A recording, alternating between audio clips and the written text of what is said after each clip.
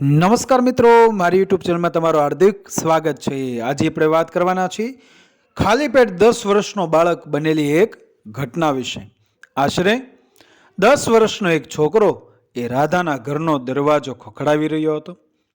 રાધાએ બહાર આવીને પૂછ્યું, શું છે બાળક? ત્યારે કહે છે, આંટી શું કહું, હું તમારા ઘરનું આ ગાર્ડન સાફ કરી દઉં? રાધા, ના, અમારે નથી કરાવવું। બાળક ત્યારે હાથ જોડીને દયની લયથી બોલ્યો, પ્લીઝ આંટી, કરાવી લો ને, હું બરાબર સાફ સફાઈ કરીશ। રાધાને દયા આવી ગઈ। એણે પૂછ્યું, અચ્છા ઠીક છે, પણ પૈસા કેટલા લઈશ? બાળક કહે છે, પૈસા નથી જોઈતા આંટી, મને ફક્ત જમવાનું આપી દેજો।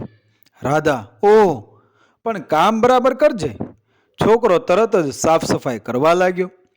રાધાને વિચાર આવ્યો કે છોકરો ભૂખ્યો લાગે છે, પહેલા એને જમવાનું આપી દો। રાધા જમવાનું લાવી અને બાળકને બોલાવીને કહ્યું, પહેલા જમવા માટે આગ્રહ કર્યો, પણ બાળકે ના કહી દીધું। બાળક કહે છે, પહેલા કામ કરી લઉં, પછી જ તમે મને જમવાનું આપજો।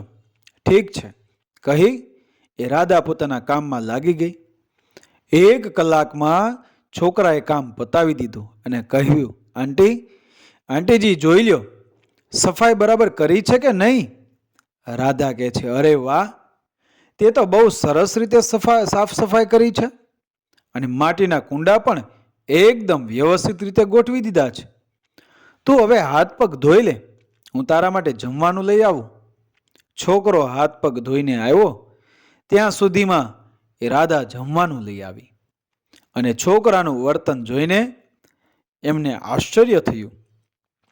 છોકરો એના કપડાના થેલામાંથી થેલી કાઢીને જમવાનું વ્યવસ્થિત રીતે ભરી રહ્યો હતો। એ જોઈ રાધાએ કહ્યું, તે ખાધા પીધા વગર જ કામ કર્યું છે, તો અહીં બેસીને જમી તો લે, વધારે જોઈતું હશે તો હું બીજું આપી દઈશ। બાળક કહે છે, નહીં આંટી, મારી માં ઘરે બીમાર છે, સરકારી દવાખાનામાં દવા તો મળી ગઈ, પણ ડૉક્ટર સાહેબે કહ્યું છે કે ખાલી પેટ એ દવા ના લેવી। આ સાંભળી એ રાધા રડી પડી અને પોતાના હાથે જ એ બાળકની માતાની જેમ એ પોતાના હાથે જ એ બાળકને ખવડાવ્યું। એની બીમાર માં માટે પણ રોટલી બનાવી અને બાળકની સાથે જઈને એ બાળકની માતાને જમવાનું આપવા ગઈ અને કહ્યું, બહેન, તમે ગરીબ નહીં પણ બહુ શ્રીમંત છો।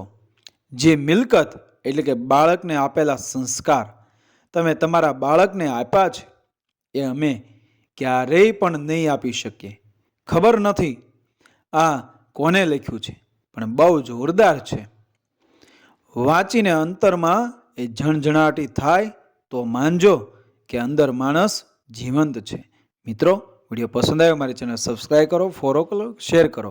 મળીએ આવી જ ઘટનાને પ્રેરણાદાયક વાર્તાઓ સાથે। બન્યા રહો મારી ચેનલ સાથે, DR ગુજરાતી સ્ટોરી 07 સાથે। જય શ્રી કૃષ્ણ, રાધે રાધે।